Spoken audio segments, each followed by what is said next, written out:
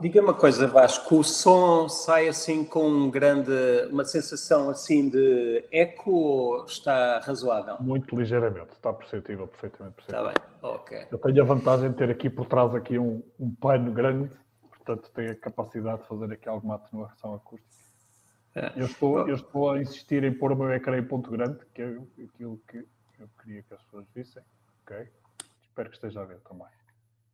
Sim, estou a ver, estou a ver.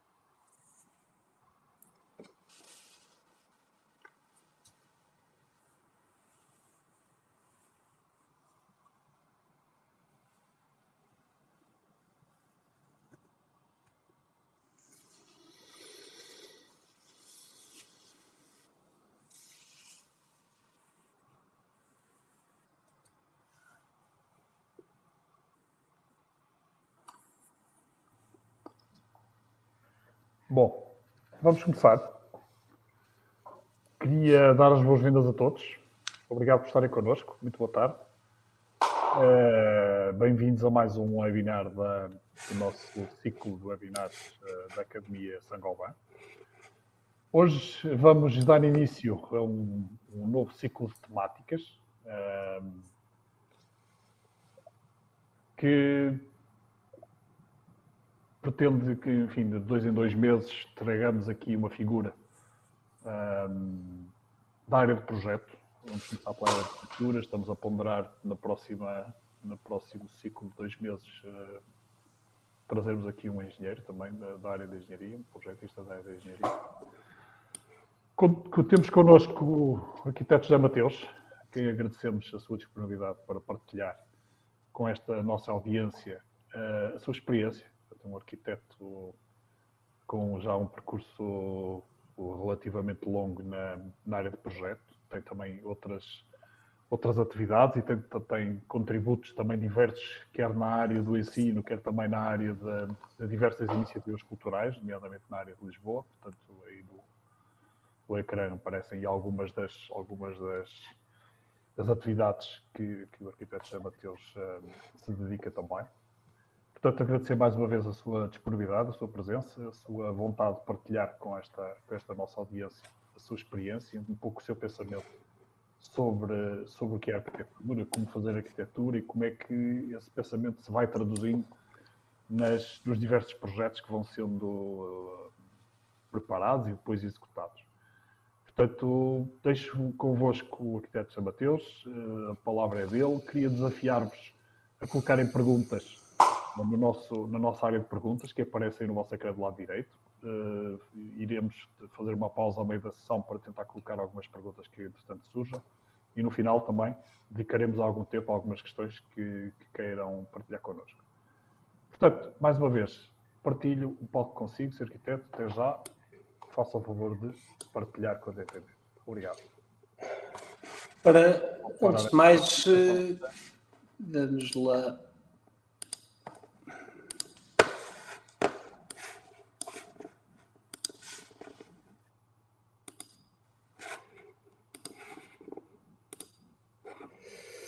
Ora, muito boa tarde a todos. Antes de mais, quero agradecer o convite à Saint-Gobain. É com um grande prazer que estou aqui hoje a partilhar um pouco algumas reflexões sobre arquitetura e, sobretudo, quando se fala de arquitetura e estando eu envolvido em várias frentes nomeadamente da programação cultural, do projeto, de uma série de frentes, mas acho que a melhor maneira de partilhar é falar a partir de projetos. E a apresentação que eu tenho aqui hoje preparada, no fundo divide-se em duas metades. A primeira metade, a seguir à qual vamos fazer uma curta pausa para se poder responder a algumas questões.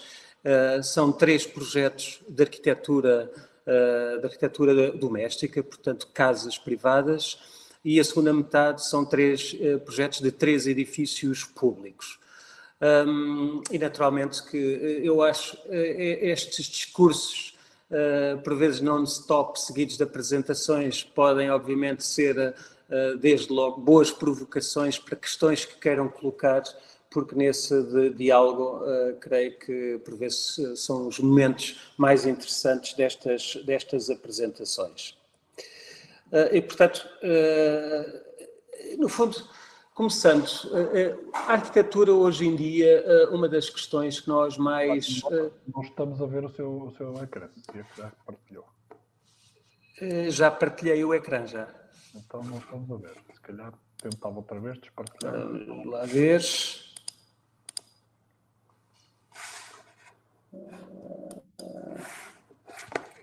Agora sim. Muito bem, já está? Obrigado. E portanto como estava a dizer, muito daquilo que nós assistimos hoje também tem muito a ver com as publicações que existem em grande quantidade, as redes sociais, etc. Assiste-se a uma espécie de valorização quase extrema do efeito de retina, digamos assim, da arquitetura produzida para que produza um impacto grande sobre quem vê essa arquitetura, quem a observa. Arquitetura que muitas vezes parece ser pensada para uma espetacularidade que nós podemos, de algum modo, questionar. E lembro-me sempre muito do pensamento de autores, como, por exemplo, pensadores, como, por exemplo, João Lobo Antunes. Esta é uma afirmação muito interessante vindo de alguém que era um neurocirurgião, portanto, que diz que o tacto é de todos os sentidos aquele que mais informa sobre a realidade. O que parece, no fundo, indicar um contrassenso quando vemos que uma boa parte da arquitetura hoje produzida parece ser, de facto, direcionada para o olho, para a visão, portanto, para o efeito estético da arquitetura, sendo que essa dimensão, naturalmente, que é uma dimensão importante, uma dimensão que sempre existe, no entanto, a totalidade dos outros sentidos, entre os quais o próprio tato, deve estar presente.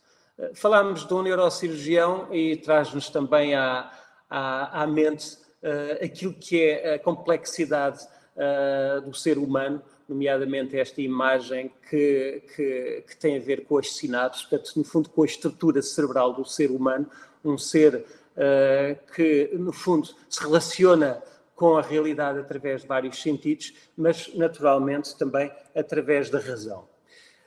Quando nós fazemos projetos na RX, naturalmente que isto são questões que temos sempre muito presentes, ou seja, a arquitetura, antes de mais, deve ser uma espécie de síntese que incorpora naturalmente o programa, naturalmente a economia, naturalmente uma geografia, mas também que é dirigida para pessoas, para seres humanos que, no fundo, se relacionam com o mundo através dessa razão e desses sentidos. Nós, no fundo, pensamos a arquitetura como um texto que as pessoas, ao viverem a nossa arquitetura, ao estarem perante ela, vão entender esse texto, vão entender as mensagens que essa arquitetura pode ter implícitas, no fundo, também referências culturais que essa arquitetura tenha implícitas, algumas que se ligam a questões culturais muito familiares, outras que questionam as tradições e que procuram apontar num sentido mais progressista, mas, no fundo, esta imagem onde eu apago algumas palavras e sugiro uma espécie de pontes em seta, no fundo, procura ilustrar aquilo que é a percepção das pessoas. Cada pessoa constrói essas pontes do texto, digamos, construindo uma percepção e um texto final de uma forma muito pessoal e, no fundo, utilizando esses seus sentidos, os vários sentidos e a razão.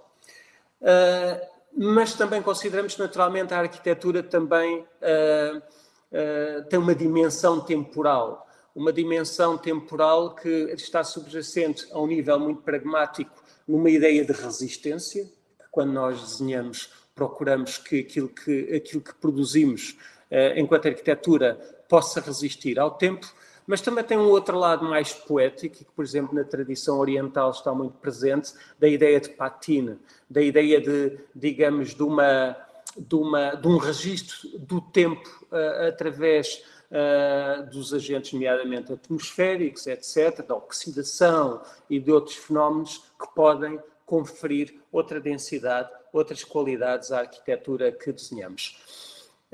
E, naturalmente, como todos os arquitetos, a nossa bagagem, digamos assim, a nossa biblioteca de referências quando desenhamos algo, para além daquelas referências que são o próprio lugar e o programa e os enquadramentos socioeconómicos próprios de cada projeto, é também aquilo que vamos acumulando através daquilo que vemos, nomeadamente, neste caso, através da viagem, onde lidamos com os exemplos de arquitetura mais extraordinários que vamos encontrando no nosso caminho, onde uma ideia de luz pode suscitar-nos algo para um projeto que depois fazemos, ou como neste caso, que é uma aldeia no centro do Irão, onde exemplos de arquitetura, neste caso popular daquele país, nos ensinam muito também sobre caminhos possíveis para o desenho de uma arquitetura que poderá ser eminentemente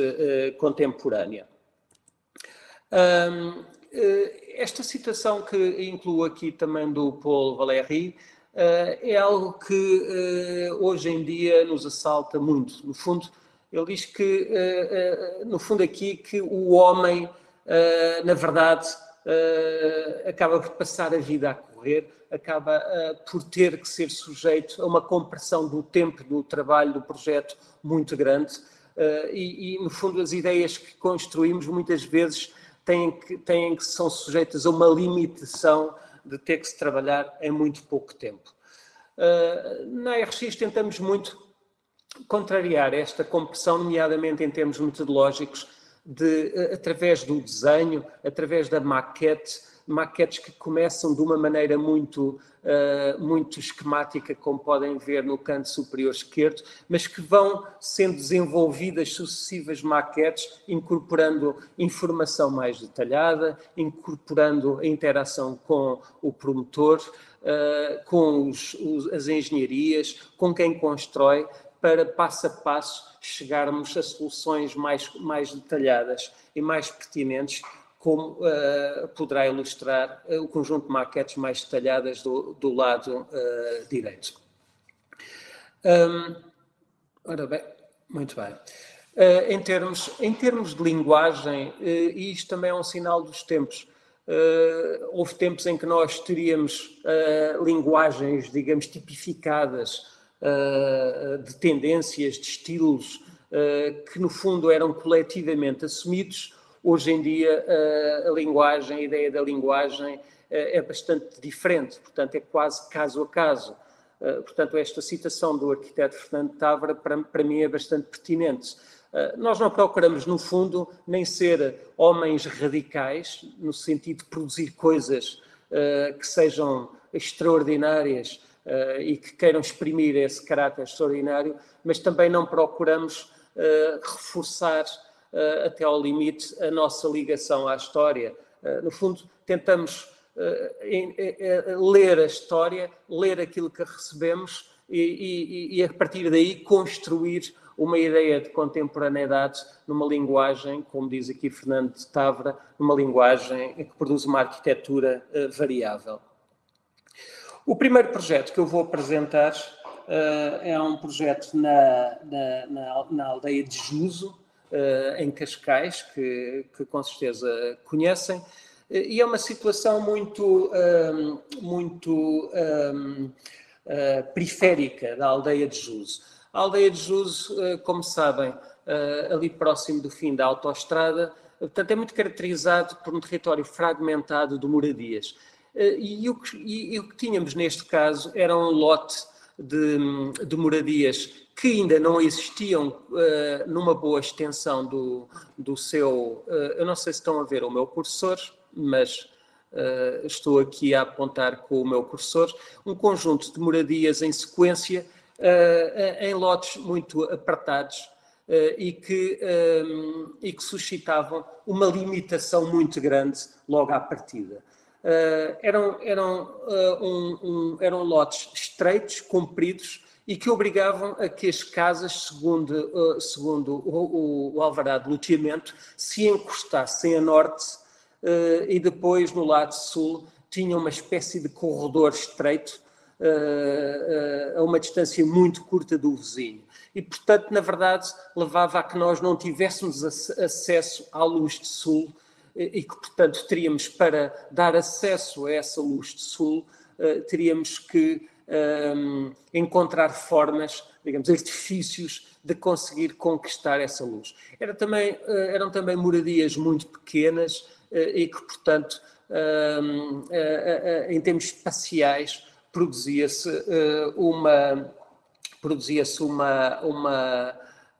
potencialmente uma arquitetura muito compacta. E, portanto, aquilo que nós tentámos fazer foi, no fundo, este esquiço que eu estou aqui a apresentar. Portanto, este volume está encostado ao limite norte e, portanto, esse volume teria que ser escavado, teríamos que criar pátios para captar a luz e encaminhá-lo para os pisos de baixo por reflexão ou de forma direta. Mas também, estando as casas muito em cima umas das outras, produzir nestes pátios universos mais intimistas e que protegesse o interior da casa das vistas da vizinhança. Outro aspecto fundamental neste projeto era a nossa constatação naquela periferia de Cascais. A arquitetura contemporânea tinha uma grande tendência para ser algo nostálgica, no fundo quase que recusando ou evitando tecnologias da modernidade, outros materiais que não o reboco pintado de bege ou cor-de-rosa. E, portanto, nesta casa também havia, na nossa estratégia, implícita uma espécie de statement sobre a modernidade, a possibilidade da modernidade, num contexto que considerávamos um bocado nostálgico. Portanto, a nossa paleta de materiais seria decidida em torno do betão à vista, do vidro e do alumínio. No fundo, esta maquete é uma espécie de maquete de conceito que sintetiza a nossa estratégia. Portanto, a casa tem 2 andares acima do solo e um abaixo do solo. O andar abaixo do solo, nós queríamos que pudesse beneficiar da iluminação natural através destes poços de luz, que são pátios cavados que depois comunicam com o piso -1. O resto de chão debaixo deste volume, com uma grande superfície de vidro, como que a expandir, digamos, as dimensões do piso térreo, e depois o piso superior, uma espécie de caixa opaca para evitar os olhares dos vizinhos sobre a privacidade dos moradores e que depois, através destes buracos, destes pátios, iria introduzir luz nos espaços interiores. Esta é uma maquete já do conjunto, e aqui podem ver a situação em que a casa se virá a encontrar quando estiverem construídas todas as casas envolventes. Portanto, no fundo, percebe-se que é uma casa que tenta assegurar essa privacidade e, no fundo, defender-se dos olhares dos vizinhos. Aqui nesta planta do resto de chão, pode ser, portanto, a entrada é por aqui, portanto, a poente, portanto, sul é daquele lado e norte é deste lado, e, portanto, esta é a entrada e através de uma porta lateral, de um lado tem-se a cozinha, do outro lado tem-se a sala. Os volumes que separam os vários compartimentos não tocam no teto para haver uma ideia de fluidez espacial, e depois a sala abre-se francamente em direção ao jardim, no fundo, tentando que o limite do espaço não seja o do vidro, mas seja o próprio limite do lote, expandindo essa ideia da dimensão da casa, que era muito pequenina. E, por outro lado, os tais vazados e pátios que introduzem a luz no piso de baixo. No piso de cima, portanto, teríamos 3 quartos que também beneficiam dos tais pátios com a luz que vem de cima e que também, através de vazados, deixa que essa luz passe para os pisos de baixo. Em quarto percebe-se melhor a ideia, portanto, este é um piso inferior onde uma zona de trabalho beneficia da luz que entra por este pátio, não é? O piso de entrada aqui, mas depois no coroamento os pátios suspensos que iluminam os pisos de cima. Esta imagem, que no fundo foi feita quando ainda não havia moradias ao lado, portanto, este não era o nosso objetivo, que a casa parecesse uma espécie de monumento, porque ela, na verdade, depois viria a ficar completamente cercada de outras casas, dando um sentido real à nossa estratégia. Esta é uma imagem do alçado posterior, onde se percebe a generosidade do vidro que funde o espaço interior com o jardim. Esta é a imagem a partir da rua. Isto aqui, a transição dos slides, por vezes, é lenta e daí às vezes haver alguma perturbação nessa transição. E esta é uma imagem do interior do lote, onde se vê essa ideia do vazado que capta a luz a uma cota superior e que a reflete para o piso de baixo.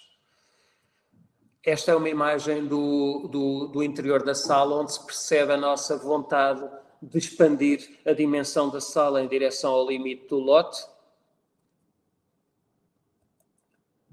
Há uma imagem também onde se vê que os volumes que separam os diferentes espaços não tocam no teto. Vê-se esse armário em frente, que na verdade é seguido de uma casa de banho, também não toca no teto, para produzir essa ideia de fluidez.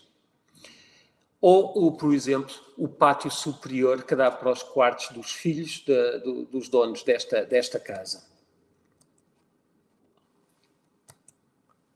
Uma vista de cima, e, portanto, aqui também se percebe uma tentativa de complexizar, de tornar mais sofisticado espacialmente a casa, que é muito pequena, produzindo estes olhares diagonais, estes cortes que possibilitam estes olhares diagonais.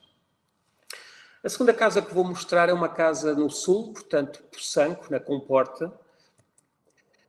E essa casa no Poçanco, ela localiza-se neste ponto e está precisamente no limite a partir do qual começam para norte, em cima, as áreas agrícolas de uma grande beleza, contrariamente ao lado sul, onde o lote tem precisamente em frente a estrada de acesso onde passam os automóveis.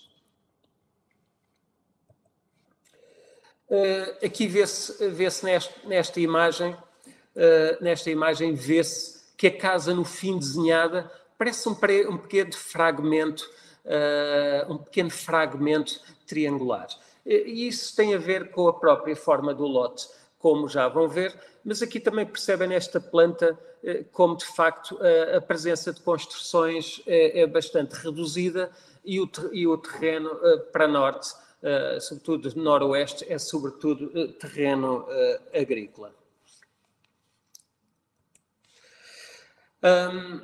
Quando nós fizemos este projeto, naturalmente que estávamos conscientes, por um lado, do contexto geográfico, portanto, quando começamos a chegar ao Alentejo, vem-nos à memória imagens como estas do inquérito à arquitetura popular feito no final dos anos 50 e que todos conhecemos, na altura, o Sindicato dos Arquitetos, portanto, a Ordem dos Arquitetos da altura, imagens que nos alimentam enquanto desenhamos o projeto e, naturalmente, imagens como esta da arquitetura, neste caso, da cidade de Évora, cidade onde eu vivia em pequeno, portanto, uma arquitetura branca com essa simplicidade que nós todos conhecemos e, portanto, esta matriz estética e também das tecnologias da arquitetura popular e desta iconografia da arquitetura feita de sólidos brancos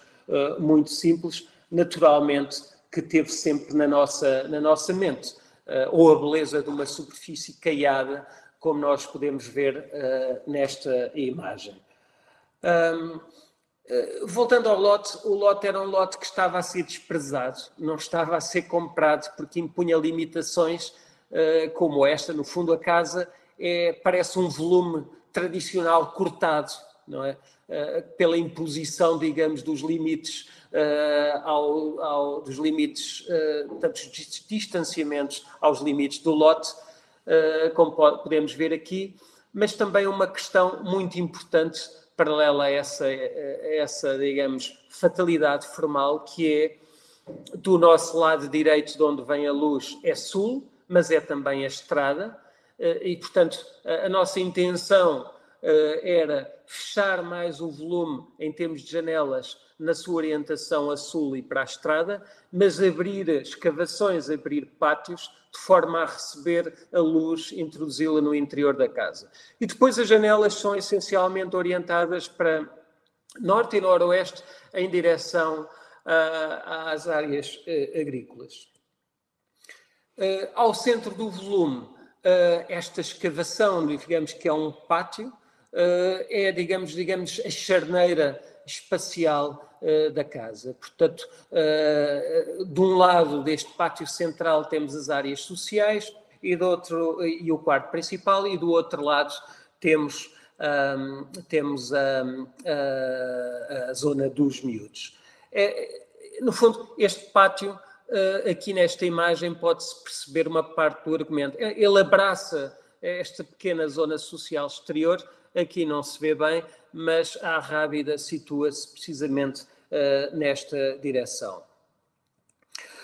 Em termos de maquetes, por vezes há momentos em que já temos uma ideia clara de qual é o conceito e fazemos uma espécie de síntese. E, no fundo, o que esta sequência de maquetes quer demonstrar é nós, naquele lote, podemos construir uma determinada volumetria. Nessa volumetria, segundo, de resto, os termos do alvará de loteamento, as referências do alvará de loteamento, teríamos que prever uma cobertura de 2 águas e depois, ao impormos os afastamentos, resta-nos aquele volume triangular e, finalmente, quando introduzimos o desejo de um pátio central e daqueles pátios para ir buscar a luz, resulta-nos o volume que podem ver à vossa direita. No fundo, em termos de planta, o esquema é bastante simples. Temos a entrada, por aqui, temos o pátio central, que não quisemos que fosse logo visto quando se entra. Portanto, no fundo, uma casa em que se vai progressivamente descobrindo a sua natureza. Para a esquerda temos os quartos dos filhos com o seu pequeno pátio e janela virada para o jardim. E do outro lado temos a sala com uma cozinha, que é uma espécie de bolsa no meio, e uma escada que depois dá acesso ao quarto principal em cima, e no canto um pátio que possibilita que a luz direta, o sol direto, penetre na zona social.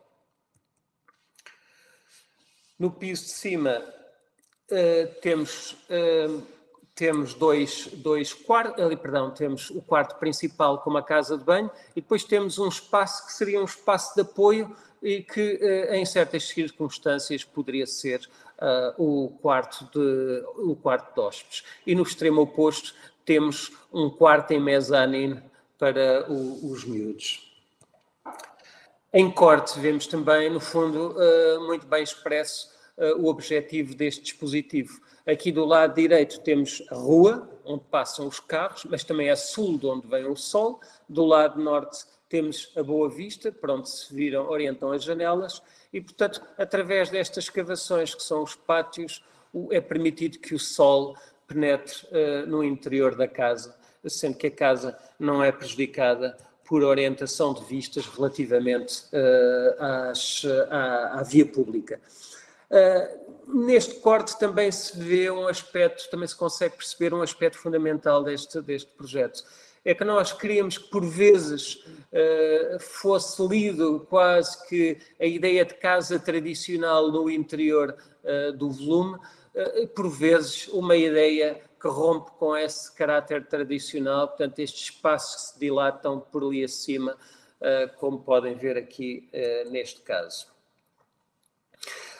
E, no fundo, resultou neste volume. Como podem ver, a partir da rua não há possibilidade de olhar para o interior da casa e, como já estão a perceber, há uma certa familiaridade entre este projeto e o anterior, sendo que são depois objetos, digamos, em termos formais, em termos de proporções, etc., bastante distintos. E depois vêm os pátios, que são anotados com um tom ligeiramente azulado e que pontuam o volume. Aqui esta imagem para mim é muito importante porque, no fundo, é a imagem da transição. A transição onde vemos aquilo que é a casa conforme que se apresenta ao lado público e a casa, a sua cara, conforme se apresenta para o lado privado e também em direção à vista. Portanto, é uma casa com duas caras, um pouco venturiana, digo de alusão a Robert Venturi nesse sentido. Esta é a imagem depois orientada sobre as zonas agrícolas, portanto, é mesmo uma ideia de cara, não é? Que olha a paisagem. Esta é uma outra imagem, onde se pode perceber bastante bem essa diferença de expressão. Mas é também uma casa que, em certos momentos, parece uma simples casa alentejana, sem grande novidade. Em termos de interior, temos situações como esta da sala, onde o sol direto vai ser captado neste pátio de esquina, ou como esta imagem que se orienta em direção à vista e ao pátio que já referi anteriormente. E esta é uma imagem, portanto, no fundo, noturna, em que há uma total inversão, em que a casa passa a emitir luz através dessas escavações. Para terminar esta primeira metade, vou partilhar uma casa que, na verdade, foi desenhada por mim para a minha família. É uma casa na Rua Teófilo de Braga, em Lisboa. Já não é da família, mas aí tinha o desafio que, contrariamente a muitas afirmações que vejo que é complexo uma pessoa desenhar uma casa para a sua família, para mim é um fator de grande entusiasmo. Esta casa situa-se numa zona bastante densa, como sabem, a Rua Teófilo Braga. A Rua Teófilo Braga situa-se perto da Rua de São Bento, da Calçada da Estrela, e também perto da Rua de São Bento, mas perto da Calçada da Estrela, que é esta, com o Jardim da Estrela nas proximidades e a Basílica da Estrela.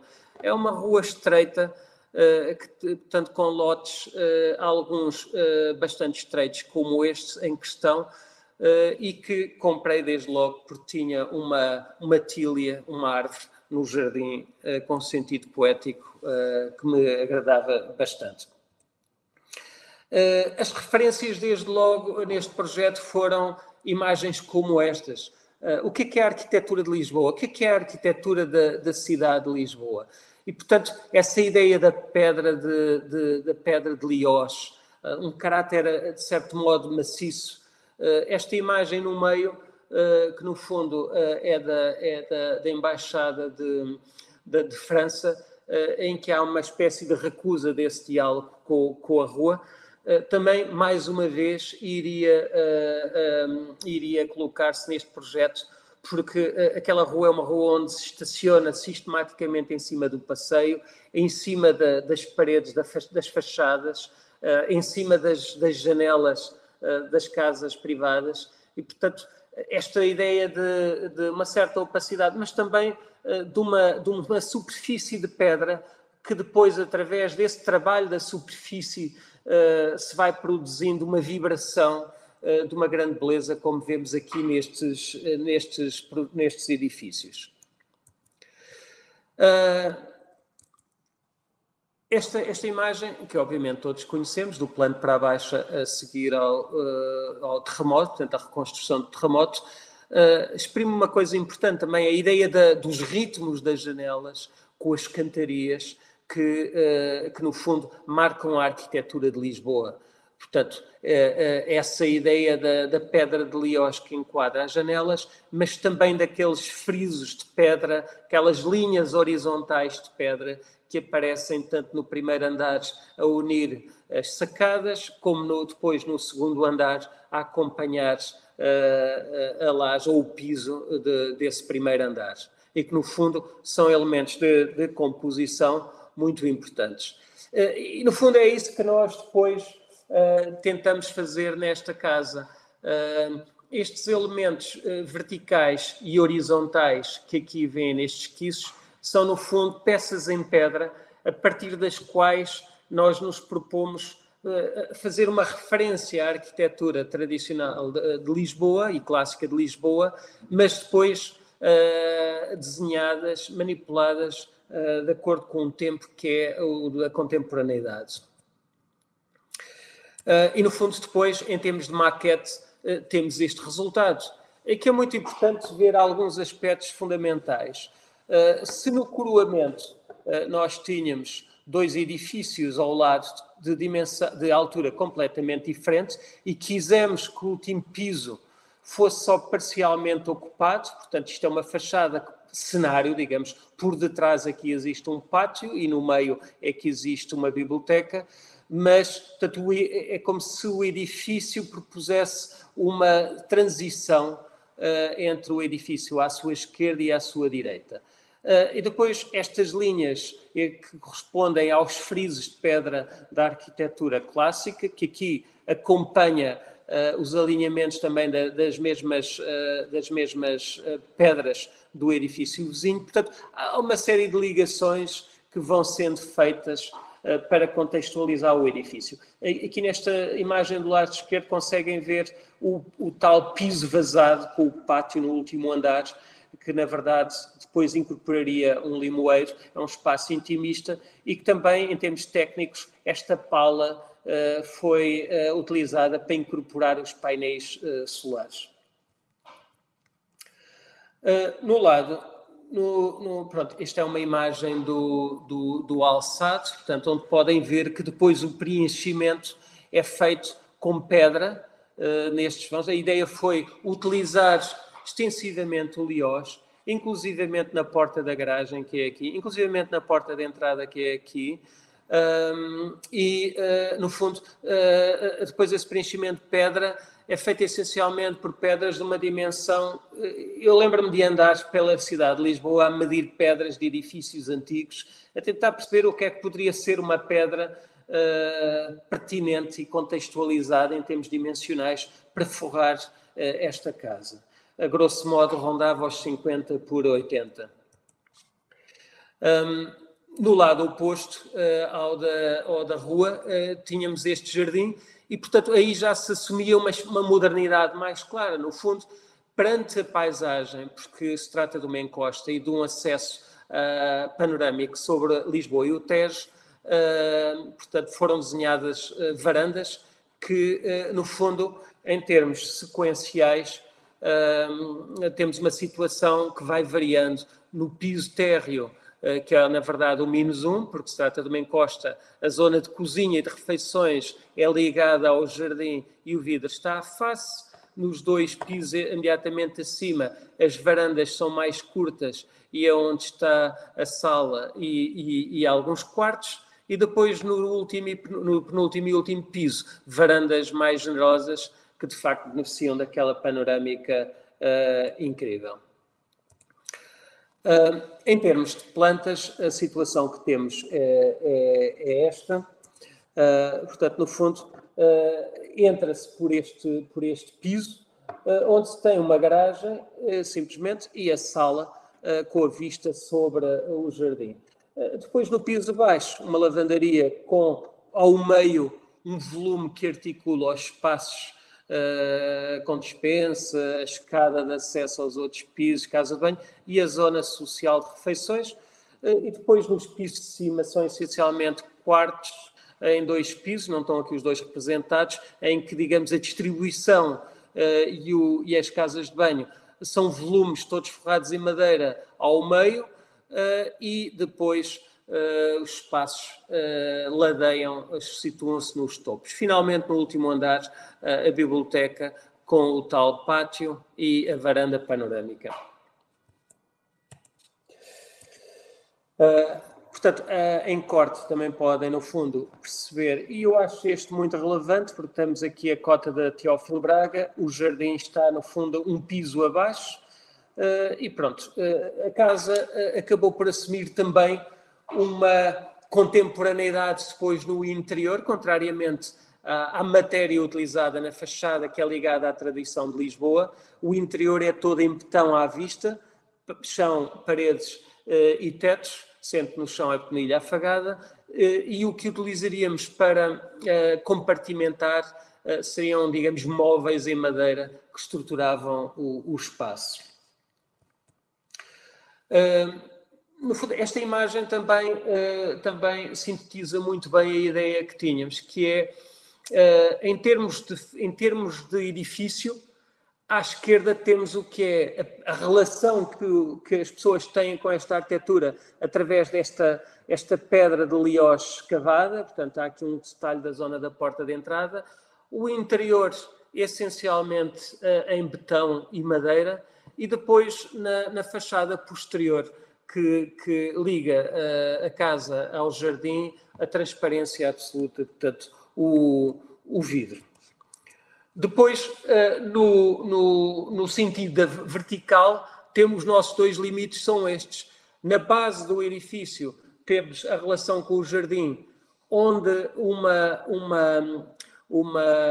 digamos, jangada de pedras da casa que existia, que foi demolida, que era uma pequena casa cheia, toda conspurcada, com alterações e partes em betão, etc. Mas a memória foi, no fundo, ali, aquelas pedras foram ali colocadas no pavimento, e no coroamento a nossa ideia foi construir uma cobertura plana, mas em vez de acabarmos com seixos ou outros materiais que são relativamente comuns, utilizámos esta espécie de gravilha de tijolo e telha para, no fundo, conferir uma familiaridade ao coroamento da casa quando se vê a partir de cima.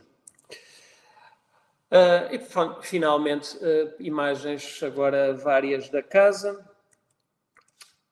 Esta é a fachada. No lado posterior podem ver a relação com o jardim e as pedras da casa pré-existente. Portanto, também uma visão do alçado com a sua contemporaneidade assumida.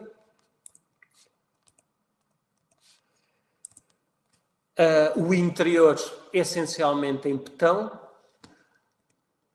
Esta é a zona de circulação, portanto, das escadas, e podem ver aí o armário que separa relativamente aos quartos, que é em bétula, que do outro lado tem esta expressão. E no lado oposto, virado sobre a Teófilo Braga, visto que, dada a dimensão da janela ser bastante mais pequena e ser uma rua muito estreita, onde a luminosidade é muito inferior, aqui já optámos por as paredes, pelo menos 2 paredes opostas, serem estucadas e pintadas a branco para aumentar a luminosidade. Uma característica deste projeto é que também não queria que existissem espaços digamos, em cul-de-sac, espaços que prendessem as pessoas. No fundo, cada compartimento tem 2 portas em extremos opostos, de forma a produzir uma fluidez bastante grande em termos espaciais. E, no fundo, cada espaço virado depois sobre a encosta e sobre o rio tinha esta franqueza de vista, portanto, no piso de baixo, nos pisos mais baixos em relação ao jardim, nos pisos de cima em relação à cidade e em relação ao rio. E, finalmente, esta é a vista do último andar, portanto, da biblioteca.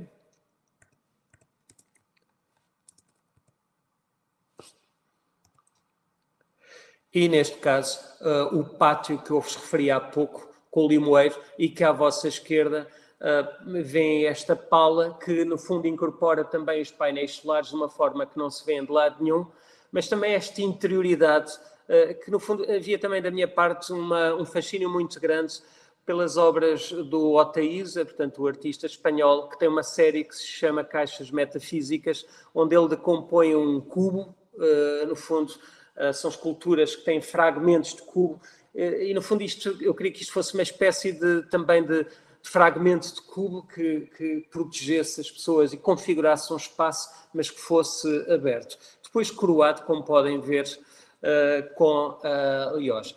Por fim, também dizer uma coisa, que quando nós desenhamos esta arquitetura com uma aparente frieza, esta franqueza do botão, a nossa ideia não era que no fim essa realidade permanecesse assim. No fundo, é uma espécie de folha branca ou de tela, onde depois as pessoas que vão habitar a casa lhe introduzam a cor, lhe introduzam a textura, o tecido, etc., portanto, próprias da apropriação que se faz da casa. E, portanto, eu agora, se calhar, fazia uma pausa para colocar em questões. Sim. Já agora deixe-me dizer que gostei muito desse conceito de neutralidade da arquitetura, para depois permitir a apropriação por parte dos proprietários e dos utilizadores. É um conceito muito interessante. Há aqui 2 questões, pelo menos, que eu gostava de partilhar consigo. A primeira e até um pouco na sequência daquela pala que nos trouxe há pouco, que coroava este edifício mais recente, o Luís Nunes coloca a questão de qual será, na sua opinião, a melhor proteção solar de vãos do ponto de vista arquitetónico. Ora bem, naturalmente que há várias abordagens, dependendo também do tipo de vão, não é? Naturalmente, pronto, se pensarmos num vão orientado a sul, é bastante diferente de um vão orientado a poente, onde, ou, por exemplo, sudoeste, onde a agressividade do sol de verão em Portugal é muitíssimo grande, portanto é muito complexo, mas normalmente na RX tentamos utilizar vários dispositivos em sequência. Naturalmente, há uma questão que é a própria natureza do vidro, não é? A especificação do vidro. E a esse nível nós recorremos sempre aos fabricantes e ao especialista da térmica para definirmos qual é a natureza de vidro aplicado. O segundo nível de proteção que conferimos é muitas vezes dispositivos exteriores móveis, como rolos de tela tipo screen, que são rebaixados eletricamente ou manualmente quando é necessário. Naturalmente que no verão interessa proteção máxima, portanto, e baixar os screens nas horas adequadas, para que o sol não chegue a incidir diretamente sobre o vidro e sobre o vão. No inverno interessa que o sol entre, não é? E, portanto, sendo dispositivos móveis, permite essa adaptação às várias épocas do ano. E depois ainda temos a situação das palas. No entanto, o dimensionamento das palas deve ser muito, ou dos brissolés, deve ser muito cuidadoso e muito preciso, exatamente pelo facto que eu referi anteriormente, é que no inverno interessa-nos que o sol entre na medida possível dentro de casa, contrariamente ao verão. Exatamente. Bom, só que aqui mais uma questão, para já, do Hugo Oliveira. É uma questão mais de âmbito técnico, embora tenha também alguma carga de design associada. Então, o refere que a sua solução, usada na casa de produção, que lhe faz lembrar uma solução usada pelos arquitetos Aires Mateus numa casa em Leiria, datada de 2010, que nas fotografias mais recentes deste edifício aparece com grandes problemas relacionados com a umidade. Nesse sentido, gostava de saber qual é a solução que foi usada para o remate, enfim, entre as paredes e a cobertura. Se terá sido uma solução ETICS, já agora se é da Weber, e que fecha o envelope do edifício, como olha para a tradução do conceito e da síntese que mencionou no resultado final, que não comprometa a qualidade do mesmo. Portanto, eu só não percebi se esses problemas existem na casa que eu desenhei ou na casa dos Aires Mateus. Na casa do arquiteto Aires Mateus. Ok. Eu conheço o projeto, aliás, eu também tenho um projeto, uma casa em Leiria, que é mais ou menos contemporâneo dessa. E, inclusivamente, o construtor dessa casa é o mesmo da minha casa da Teófilo Braga. E, portanto, temos aqui algumas familiaridades, enfim, embora eu não seja da família do arquiteto Manel ou Francisco Aires Mateus, somos bastante amigos e tratamos-nos por primos. Ora bem, a questão técnica, que é a que mais interessa. Ora bem, vamos lá ver se aqui... Eu ainda estou a partilhar o meu monitor, certo? Sim. Então, vamos ver... Estão a ver esta imagem? Certo. Ora bem, é uma questão muito pertinente. Porque eu vi vários casos de casas, não essa que nem me lembro bem se são contemporâneas ou não, mas eu vi várias casas com problemas a esse nível. E, portanto, esta é uma casa completamente... E quis resolvê-lo. E como é que quis resolver? Como é que tentei resolvê-lo? Eu não me recordo exatamente da especificação dos materiais utilizados, mas sei qual é a natureza dos materiais. Ora, indo por parte, esta casa, como era muito pequena, eu também queria que tivesse uma eficácia térmica grande. É uma casa que foi toda forrada a capoto. Portanto, a totalidade desta casa, esta casa é toda embrulhada, digamos, em capoto. Portanto, o isolamento térmico está aplicado por fora.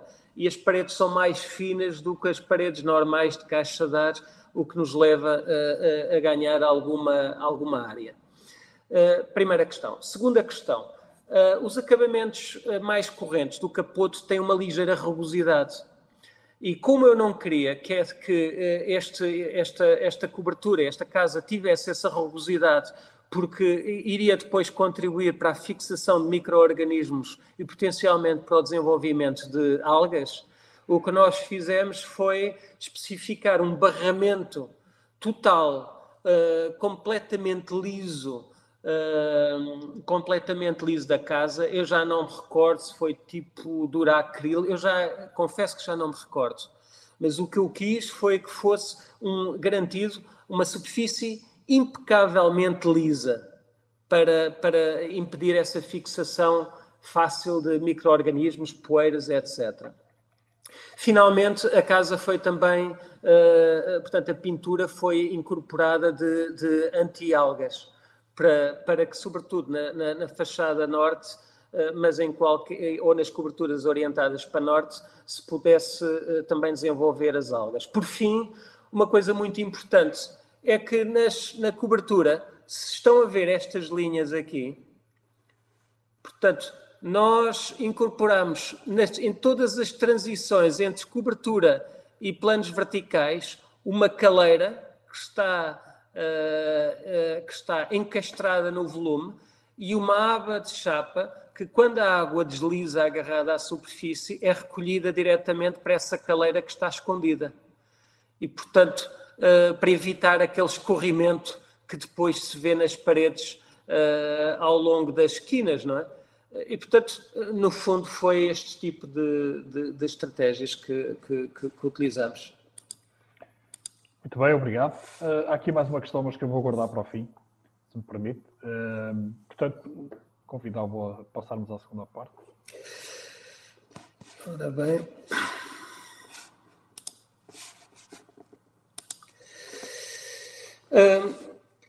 O primeiro projeto que eu vou apresentar é um projeto do Centro Sociocultural da Costa Nova. Em primeiro lugar, trata-se de um programa fora do comum. É um programa que tem uma metade um centro social, que inclui também centro de saúde, e, por outro lado, tem uma dimensão centro cultural.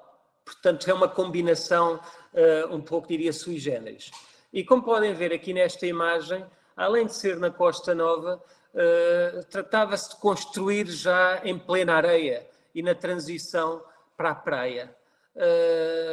E, portanto, estas duas questões, desde logo, convocam aspectos como é que dividimos as áreas funcionais. Portanto, há uma autonomia, digamos, este é o corpo da zona do centro de saúde e esta é a zona do centro cultural, digamos assim. E depois de procurar uma relação visual com a praia e próprio edifício funcionar como uma espécie de belvedere, de plataforma de mirador ao qual se pode aceder de forma a olhar em direção à praia. Esta é uma imagem da planta de localização. Aqui conseguem perceber muito bem essa transição. E muito importante, desde logo, é este primeiro aspecto que é mais reconhecível por todos da arquitetura da Costa Nova como sendo este tipo de arquitetura, que no fundo não corresponde 100% à verdade, no sentido de que a arquitetura popular da Costa Nova sempre foi muito mais pardacenta. A dada altura houve uma espécie de importação deste tipo de iconografia, como de Biarritz e de outras latitudes, que rapidamente se foi generalizando. Nós fizemos alguma pesquisa, mas também essa pesquisa também foi facilitada pelo projeto que a seguir vou mostrar, que foi o nosso projeto para o Museu Museu Marítimo de Ilhavo. E, no fundo, as atividades da RIA, que estão lá bem documentadas. Esta é uma imagem sobre aquela população de pescadores, essencialmente, e que construía estas casas em madeira. Construíam as casas em madeira tal como construíam os seus barcos em madeira. E essas casas tinham uma aparência pardacenta porque eram depois vedadas, porque eram isoladas com aquele material que nós conhecemos como breu, que no fundo incluía óleo de peixe, portanto, no fundo tinha uma química, portanto, as casas eram seladas com esse óleo e ficavam com essa aparência negra. Aliás, a expressão escuro como breu vem precisamente daí.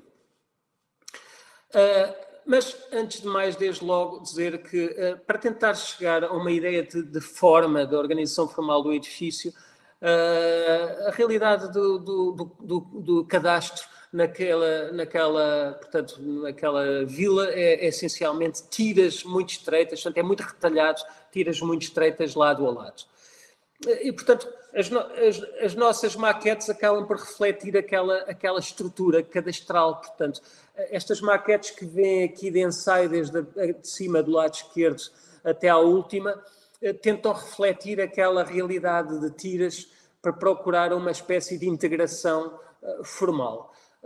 Estas últimas aqui em baixo já começam, no fundo, a configurar uma ideia de uma espécie de concha que recebe as pessoas e configura uma entrada, mas também um acesso àquela plataforma superior da cobertura que funcionaria como um mirador.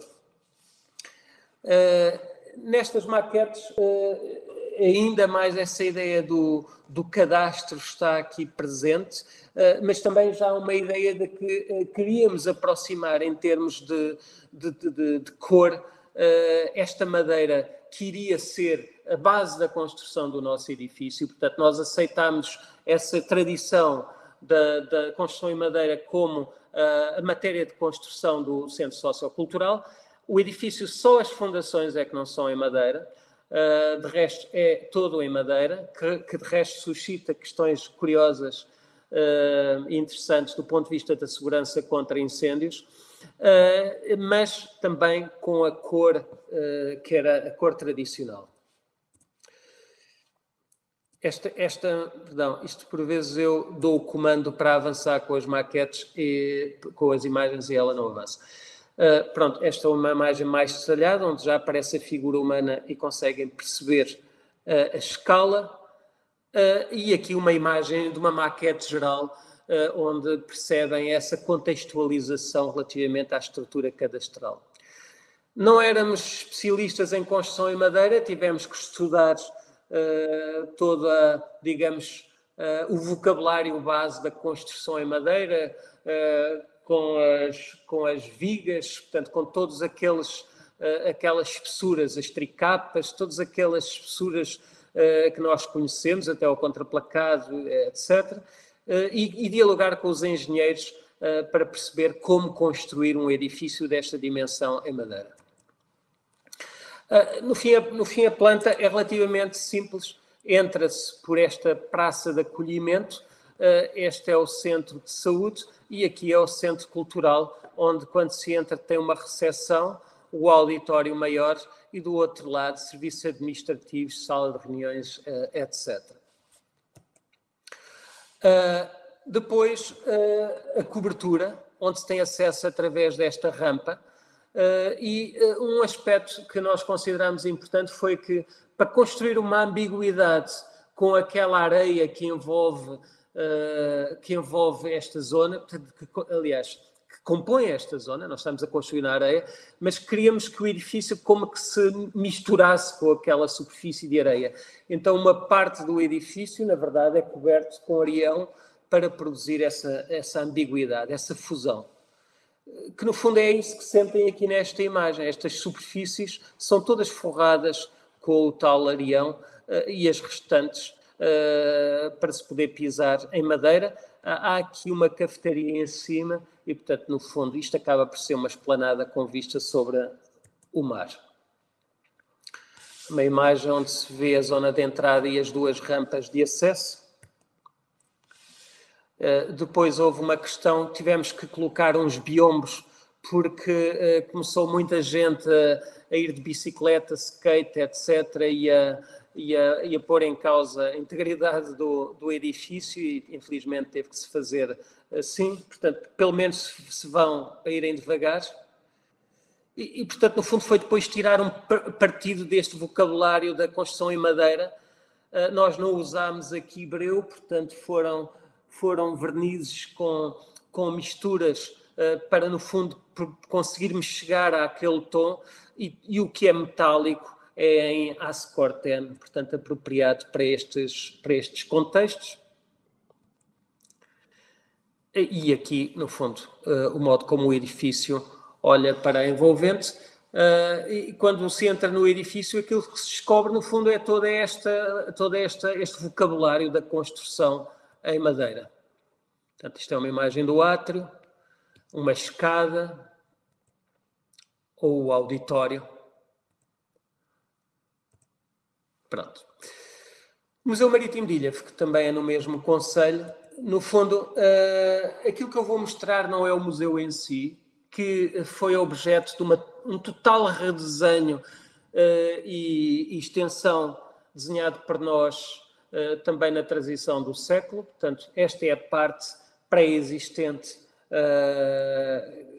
básico, que se tornou conhecido como o Museu Marítimo de Ilhavo.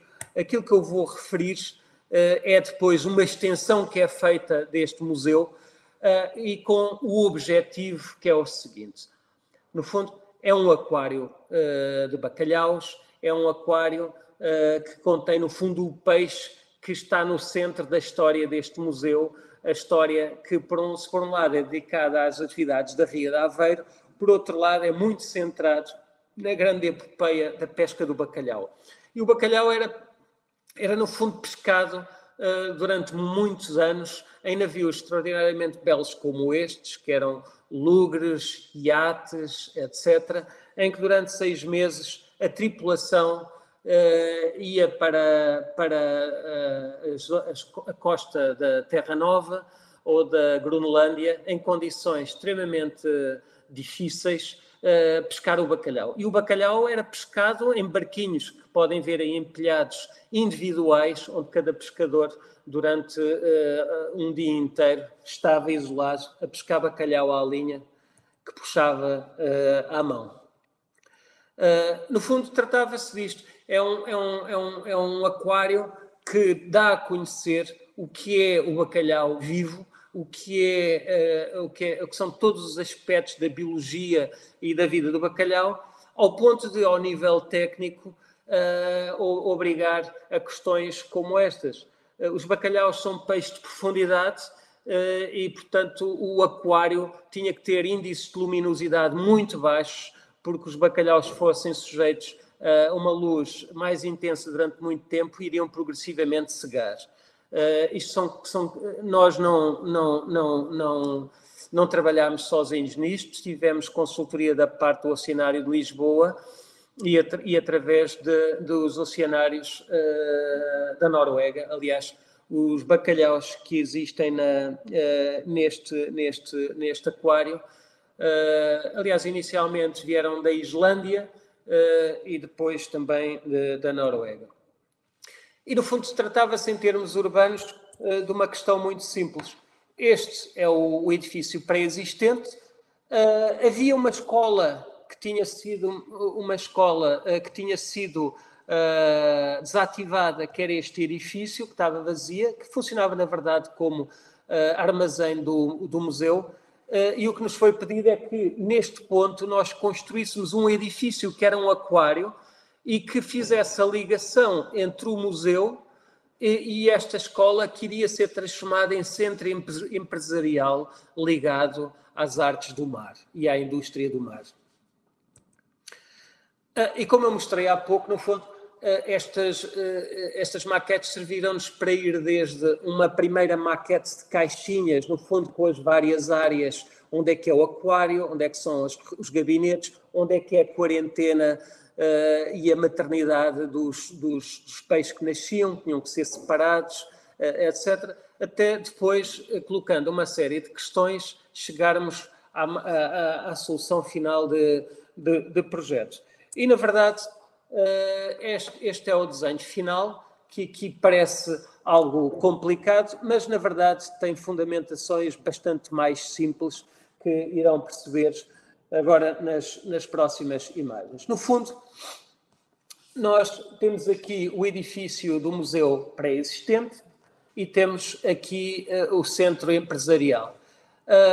Como essa ligação tinha que acontecer sobre a forma de ponte sobre esta rua, que há aqui uma rua, portanto temos a uma cota alta este tubo de ligação ao aquário, que depois no fundo configura um volume que se apoia sobre um segundo, que recebe as pessoas que vêm diretamente da rua, ao passo, como eu disse, o outro recebe as pessoas que vêm do circuito expositivo do museu, sendo que o de baixo depois produz a comunicação com o centro empresarial.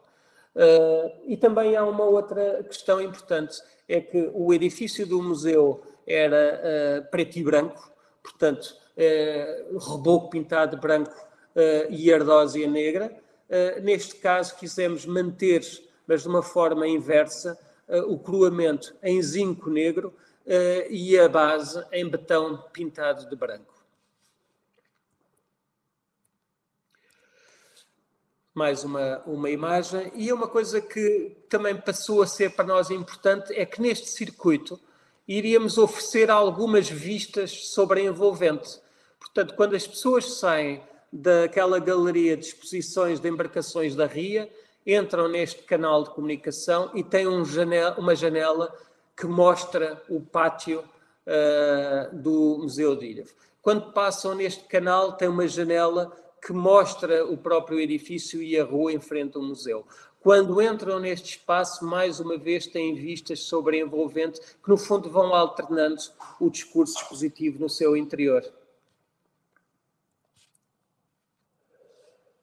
Esta é uma imagem, portanto, da ligação do piso de cima, portanto, a ligação ao museu, aqui as janelas que eu já referi, e depois o percurso a seguir é descendo gradualmente a partir de um sistema de rampas. Aqui vê-se o aquário a partir de cima, sendo que depois, descendo para este sistema de rampas, se chega à cota do aquário, que é lá em baixo, que aqui está, onde depois lateralmente configuramos uma espécie de anfiteatro, onde os miúdos das escolas ou adultos que acompanham uma visita guiada podem acompanhar as explicações sobre o bacalhau e a vida do bacalhau.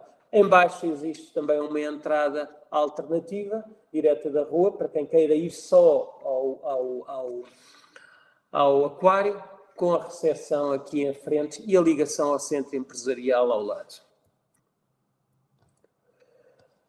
Nesta imagem, portanto, vê-se são cortes, onde se pode ver aqui a rua que tinha que ser sobrevoada com esse tubo de ligação. E, portanto, aqui é o museu antigo, quer dizer, da transição do século, o volume superior e o volume inferior, e como os dois se completam. Atenção que, em termos formais, a ideia também era de conferir uma certa fluidez às linhas. Portanto, no fundo, é como se o edifício fosse uma metáfora sobre a circulação e a deambulação das pessoas. Em termos também construtivos, da nossa parte, houve um interesse em explorar a tectónica, a natureza da pele, o zinco. Há inúmeras formas de trabalhar com o zinco e, portanto, queríamos que o edifício fosse generoso em termos de assunção dessas possibilidades, ao passo que no volume inferior seria o betão. Portanto, aqui neste alçado vê-se bem a ideia também dessa ideia de ponte, não é?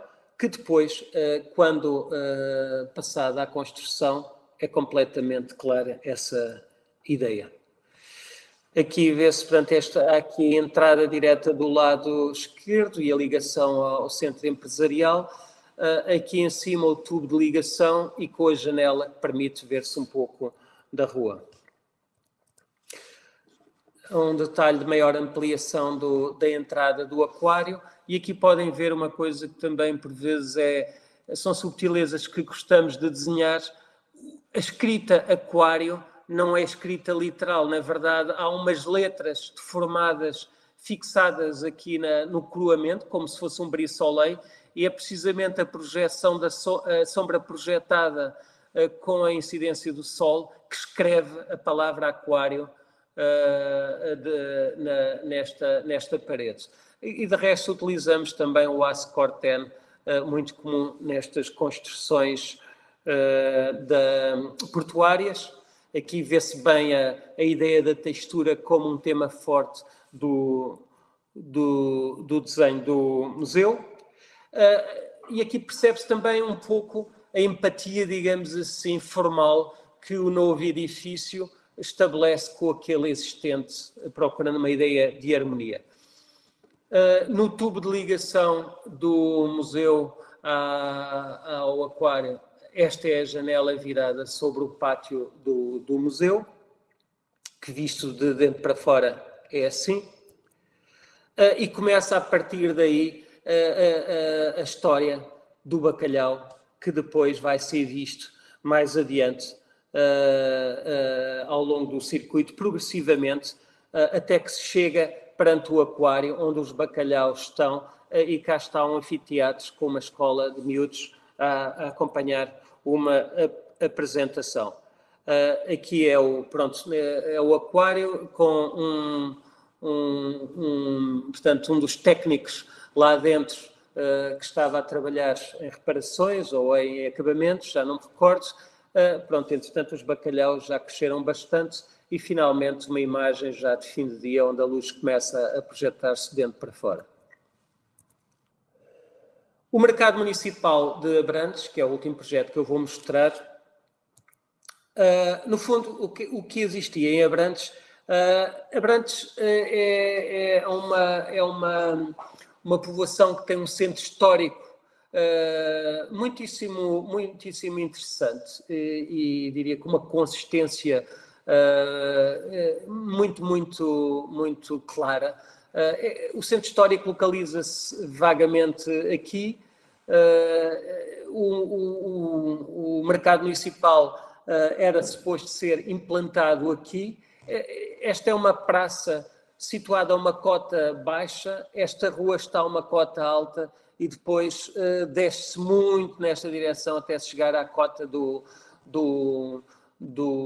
tribunal, do antigo mercado que estava ali, que foi desativado, e o mercado situar-se a meio.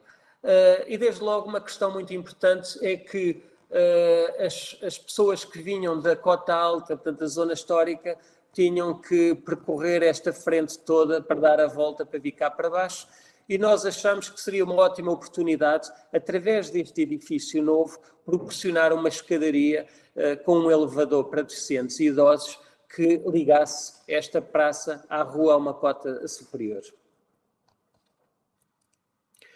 O que existia, visto da rua superior, era este edifício, que era uma garagem, que na verdade aqui parece que tem muito, mas na verdade já estava todo demolido por dentro. Esta era a parede posterior, que dá para a praça de baixo do tribunal. Havia esta espécie de muralha, que nós depois tivemos a fazer um estudo histórico e que chegámos à conclusão que, na verdade, é uma pseudo-muralha construída no tempo do Estado Novo, e o que acabámos por propor foi estabelecer uma ruptura nesta frente, definida pelo próprio edifício, e que depois, no fundo, estabelecesse essa ligação como se fosse uma nova rua a ligar as duas cotas. O resultado é, no fundo, em termos de maquete, uma volumetria mais discreta na rua de cima, que tenta, o coroamento, no fundo, é fragmentado para tentar subdividir o volume em peças mais compatíveis com a realidade envolvente. Estes volumes, este é um lanternim sobre a escadaria que se iria posicionar aqui, este é um novo piso, mas também um lanternim para iluminar estes pisos por aí abaixo. Esta é a vista oposta, e aqui já vem, esta é a praça debaixo do tribunal, e aqui o corte, digamos, neste muro do Estado Novo, onde nós abrimos uma brecha, que é, no fundo, o acesso à escadaria.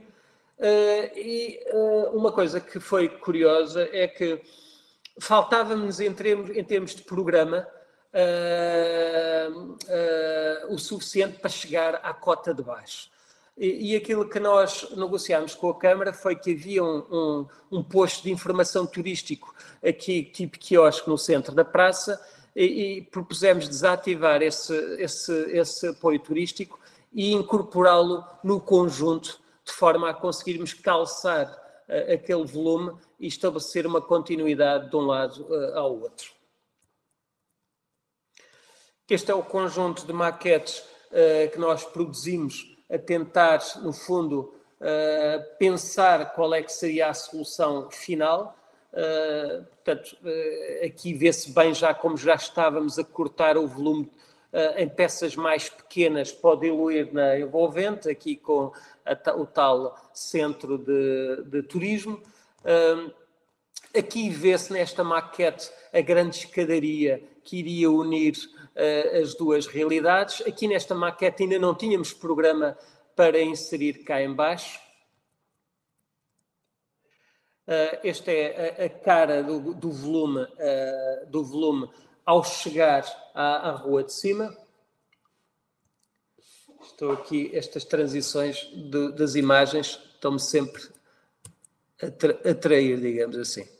E este é o interior do mercado, onde já se vê uma coisa que é extraordinariamente importante. É que, como o mercado é feito de uma série de pisos, contrariamente à generalidade dos mercados, o que ia acontecer é que os pisos de baixo iriam ficar bastante escuros, porque não tinham vãos a dar para a rua, porque eram semi-enterrados.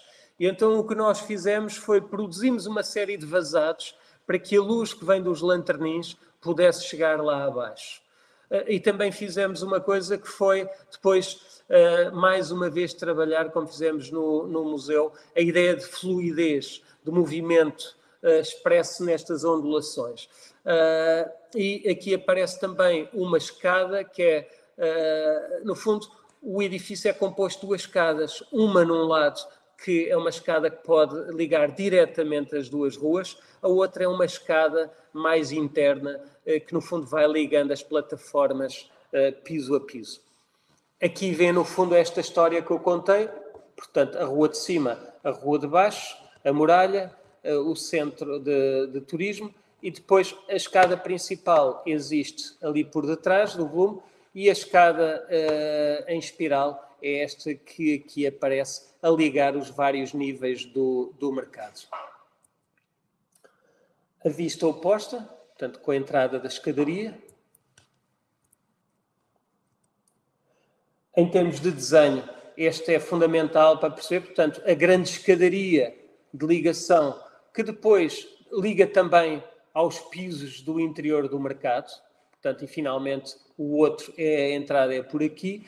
Há um piso onde tem uma espécie de varanda sobre esta passagem e finalmente no coroamento deste espaço um grande lanterninho que produz luz natural sobre este espaço. É um edifício completamente construído em betão à vista, pintado de branco.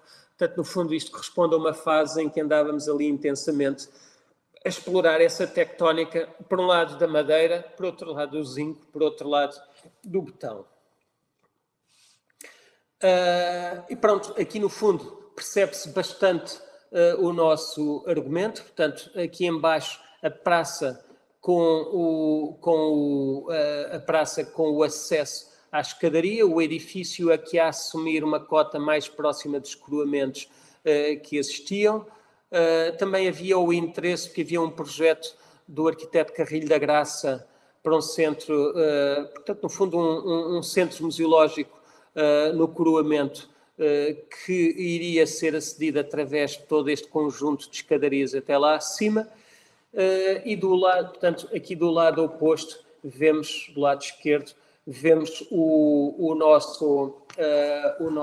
a nossa entrada a partir da rua de cima, mas e o modo como o edifício se tenta dissolver e a cobertura completamente forrada a laje de betão, mas impecavelmente acabada. Portanto, a vista de baixo. Muita gente pergunta porque é que este edifício é completamente cego neste lado. A resposta é simples, é poente, é bastante agressivo. Estamos a falar de uma região, aliás, eu nasci não muito longe, nasci em Castelo Branco, sei bem como é duro o clima ali no verão, mas não podíamos permitir que o sol de poente prejudicasse o funcionamento do mercado. Há uma pequenina janela, que é este círculo, que no fundo se localiza no coroamento daquele circuito da escada em espiral que permite, quando se chega ao topo, ver a vista a partir deste círculo. Também quero dizer que pensámos este edifício como um mercado temporário, ou seja, se este edifício, se desativar o mercado, poderá facilmente ser adaptado para outros usos, como, por exemplo, centro de artes, porque tem uma luz bastante adequada. Esta é a entrada principal de cima, portanto, como podem ver, há quase aqui há um jogo de volumes e de composição com as existências, portanto, o acesso à escadaria, o acesso direto ao mercado.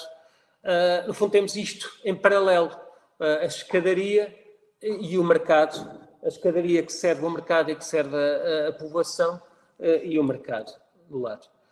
A escada em espiral, pronto, que aqui podem ver, que vista de baixo tem esta expressão do betão em bruto, digamos. Quando se entra, é esta a perspectiva que se tem. Esta é a zona que tem aquelas lojas, sendo que depois, em baixo, já começa a ter as típicas bancas de mercado que se pode ver por ali abaixo. Portanto, é um mercado que depois, composto como todos nós conhecemos, e aqui vê-se bem a ideia da luz que vai escorrendo por ali abaixo e animando o mercado. E, finalmente, uma imagem da escadaria por si, onde vêm os portões que se abrem de acesso aos vários pisos de mercado, estes também se abrem, e depois há umas varandas que se abrem para a escadaria, e esta é uma imagem apenas da parte superior da zona da escadaria, com a entrada de luz, como podem ver. E é tudo. Portanto, estou à disposição para as questões que quiserem colocar. Muito obrigado. Obrigado por esta apresentação e por esta partilha tão interessante. Percebemos um pouco aqui da maneira como comunicar estas questões, o projeto em si. Há aqui duas questões fundamentalmente. Eu se calhar vou começar pela mais fácil de responder, que é aqui um desafio do Luís Carlos Ferreira para que comente qual é o material com que mais gosta de trabalhar. Trouxe-nos aqui vários, madeira, tal, botão. E que se lhe oferece este desafio desta pergunta? É boa a pergunta, eu diria. É impossível eleger um material. Vocês sabem que nós, arquitetos, gostamos essencialmente de explorar e somos muito movidos pela curiosidade. E eu costumo dizer que um edifício é muito, muito mais complexo do que um automóvel. E tem muitas dimensões tecnológicas e matéricas que nós temos que dominar e que temos que aprender a conhecer muito bem. Como viram neste apanhado de projetos, exploramos intensamente a pedra, intensamente. Aliás, há um edifício que temos quase pronto e que serviu, aliás, a imagem de cartaz, que é a Torre Castilho, que temos quase em final de construção e que é todo forrado a pedra, e há ali um trabalho muito profundo de detalhe da pedra, mas depois também há um trabalho muito grande, nomeadamente reconhecimento das tecnologias da Placo, porque aquele edifício é quase exclusivamente compartimentado no interior com materiais da Placo.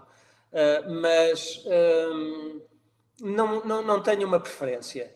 Há uma coisa que hoje em dia é uma grande preferência que eu tenho, sim, que é explorar a relação dos materiais com o tempo.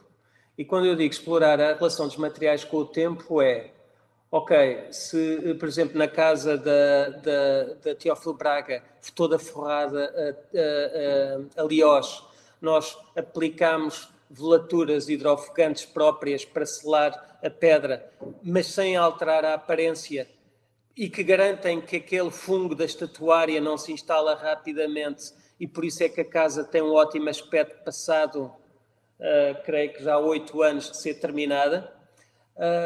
Por outro lado, coisas como o trabalho com peças em latão, que hoje em dia exploro muito, e a patina do latão, a oxidação, etc., muito explorada pela cultura japonesa e oriental em geral. São fascínios que eu tenho. No fundo é desenhar, por um lado, para que os edifícios resistam. Por outro lado, como é que eu trabalho com materiais que, à medida que o edifício envelhece, a expressão ainda se vai tornar mais bela. Como é que vão ganhando qualidade e não vão perdendo qualidade? Isso é um grande tema para mim hoje. Muito bem, sem dúvida. Ainda ligado à questão dos materiais, há aqui uma pergunta do Luís Carlos Ferreira sobre esta última proposta que vimos do mercado. Se o botão é pintado ou se é botão branco? Há projetos que nós temos que ser cautelosos. E aquele projeto foi pensado como podendo ser em betão de cor natural à vista ou poder ser pintado. Eu tinha muitas dúvidas. Eu não sabia exatamente como é que a luz se iria comportar. Tinha muitas dúvidas, porque estávamos a falar de um mercado que tem semi-cave e cave e por aí adiante. Apesar de nós produzirmos aqueles vazados e aqueles grandes lanternis, tínhamos muitas dúvidas quanto à qualidade da luz nos pisos de baixo. E, portanto, especificámos no projeto de execução que era betão à vista e especificámos também pintura para todo o betão. sabendo que durante a construção é que eu ia decidir, em função do resultado que obtivemos. Eram muito bonitos os espaços, todos em betão de cor natural à vista. Eu achei que se tornava muito duro. E havia ali um lado assim mais dócil que gosto na arquitetura, onde a luz sólida, direta, se cruza com a luz indireta, que quisemos que funcionasse melhor. E, portanto, a meio da construção eu disse que já estava perfeitamente claro para mim que seria betão à vista, mas pintado. Portanto, tem aquela textura do tabuado que nós desenhámos meticulosamente, mas decidimos pela pintura. Muito bem. Aqui uma questão mais prática que tem a ver com os custos. Se consegue dar uma ideia de um custo médio por metro quadrado de construção das moradias, portanto aquele conjunto de moradias que vimos, e dos outros edifícios de serviços. Se consegue dar alguma ideia relativamente a isso? Olha, é muito difícil para mim ser preciso porque, enfim, não sei quantos projetos é que já fiz, mas se fiz uns 200 ou mais, é difícil lembrar-me. Mas posso dizer que a casa da Teófilo Braga, que foi a minha casa, não, ficou nos 1.800 euros o metro quadrado ou algo assim. Mas também não sou um caso típico, porque quando um arquiteto desenha para si, consegue encontrar formas e economias que uma pessoa, em geral, que não esteja ligada à profissão, não consegue. Tenho ideia que, por exemplo, aquela casa do Poçan, que ficou à volta de 1.400 euros ou 1.300 euros o metro quadrado, é muito difícil dar valores precisos. Posso dizer uma coisa, é que nas obras públicas que nós fizemos intensamente até à crise de há 8 anos atrás, agora fazemos sobretudo obras privadas, nós tínhamos que obedecer à legislação em vigor. E lembram-me que, por exemplo, a escola de secundária de Canessas, que não mostrei aqui, lembro-me de podíamos ter 1% de trabalhos a mais relativamente aos preços definidos pelo Estado, que nunca são muito generosos, e nós acabámos por conseguir ficar com a obra 1 ou 2% de trabalhos a menos. Ou seja, foi uma obra sem trabalhos a mais. Acabou com redução. E, portanto, peço desculpa. Hoje em dia trabalhamos com orçamentos, naturalmente, com o orçamento da Torre Castilho, é mais próximo dos 2.000 e tal euros o metro quadrado. Mas é habitação de luxo. E é esse custo porque tem repetição. Mas temos construído muito a custos que andam na roda, e em Lisboa, na roda dos entre os 1.100 a 1.500 euros o metro quadrado. Muito bem, acho que isso consegue responder à pergunta colocada. Tenho aqui mais duas questões, mas eu acho que só vou partilhar uma, porque a outra dava-nos pano para mangas e a hora já vem um pouco avançada. E aqui tem a ver com a questão dos vidros. Mostrou-nos a utilização bastante intensiva dos envidraçados e tentar tirar partido disso. E a pergunta é se gosta da aplicação de vidros refletivos para melhorar a iluminação e o conforto térmico. Com certeza. Agora foi o César Sene que nos partilhou a pergunta. Com certeza. Eu diria que em qualquer tempo, época da nossa história, a linguagem da arquitetura é muito baseada nos avanços tecnológicos. No movimento moderno foi um momento muito claro, não é? Dessa afirmação de que a arquitetura se deve basear na performance tecnológica, nas possibilidades que a tecnologia nos oferece, reduzindo a linguagem quase só exclusivamente a isso. Seguramente não arquitetos como o Álvaro Alto, entre outros, não é? Ou o Frank Lloyd Wright. Mas, sim, portanto, é precisamente um caso onde a tecnologia é extraordinariamente importante. E nós, em termos de especificação dos vidros, há áreas em que, e sobretudo nas últimas 2 décadas, as tecnologias a que nós, arquitetos portugueses, temos acesso, tiveram um avanço, um boom inacreditável, e a legislação também, de forma que nós não conseguimos acompanhar todos os avanços. Mas como é que fazemos por acompanhar? É ter na nossa equipa de projeto técnicos das várias áreas, térmica, acústica, etc. E depois temos as empresas, lá está, como a Saint-Gobain, como outras, que no fundo, quando nós estamos a fazer projetos de execução, partilhamos o projeto e os detalhes onde estamos a trabalhar e pedimos colaboração na especificação, nomeadamente dos vidros mais capazes, não é? E eu aí não facilito, eu deposito a responsabilidade total sobre o fabricante e o projetista da especialidade. Posso às vezes queixar-me que não quero os vidros com o tom mais verdeado ou mais... mas pronto, a performance técnica e de habitabilidade são fundamentais, porque no fundo a arquitetura no fim é um refúgio, é um lugar da felicidade, é um lugar onde se tem que viver bem e passa por aí também. Sem dúvida. Bom, eu não quero deixar de colocar a questão, isto é uma questão um bocadinho fora do contexto onde estamos aqui, mas há aqui alguém, o Eurico Oliveira, que tem muita curiosidade, se tivesse disponibilidade e interesse para comentar o projeto de Beirute. Não me diz nada, mas pelos vistos esta pessoa conhecerá este seu projeto.